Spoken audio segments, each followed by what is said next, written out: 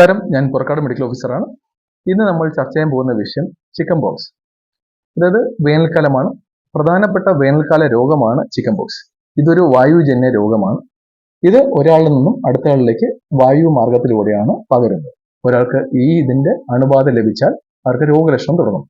ഇതിന്റെ രോഗലക്ഷണം എന്താണെന്ന് വെച്ചാൽ ആദ്യം ചൂട്, കുളിര്, നല്ല ശരീരം വേദന, അതിയായ തലവേദന.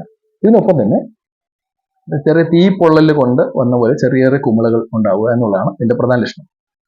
അപ്പൊ ഇടവേളകളിൽ ഇടവിട്ട് പനി വരുമ്പോൾ എല്ലാം തന്നെ ഓരോരോ സ്ഥലങ്ങളായി ഇതുപോലെ തീപ്പൊള്ളലുള്ള കുമിളകൾ ഉണ്ടായിക്കൊണ്ടേയിരിക്കും. ഇതാണ് ഇതിന്റെ രോഗലക്ഷണം.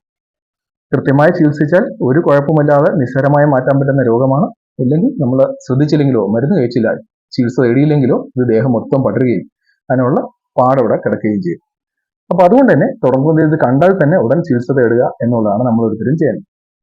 ഈ രോഗമുള്ള ഒരാൾക്ക് രോഗലക്ഷണം തുടങ്ങുന്നതിന് 2 ദിവസം മുൻപേ മുതൽ അയാളിൽ നിന്നും അണുക്കൾ മറ്റാളിലേക്ക് പകരും. ഇയാളിൽ നിന്നും അണുക്കൾ പുറത്തോട്ട് പോകും. ഇത് രോഗലക്ഷണം തുടങ്ങി ഒരാഴ്ച വരെ ഇത് തുടരുകയും ചെയ്യും. അപ്പൊ ഏകദേശം 9 ദിവസം ഒരാളിൽ നിന്ന് മറ്റാൾക്ക് രോഗാണുക്കൾ പൊയ്ക്കൊണ്ടേയിരിക്കും.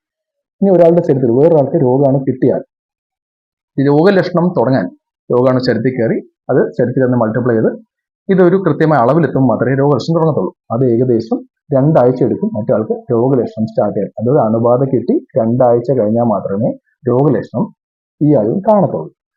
അപ്പൊ ഇങ്ങനെയാണ് ഇതിന്റെ പ്രത്യേകത. ഇനി രോഗലക്ഷണം കണ്ടാലേ നമ്മൾ ചികിത്സ തുടങ്ങത്തുള്ളൂ. ചികിത്സ തേടിയാൽ ഒരാഴ്ച കൊണ്ട് തന്നെ ഈ രോഗം പൂർണ്ണമായും മാറും.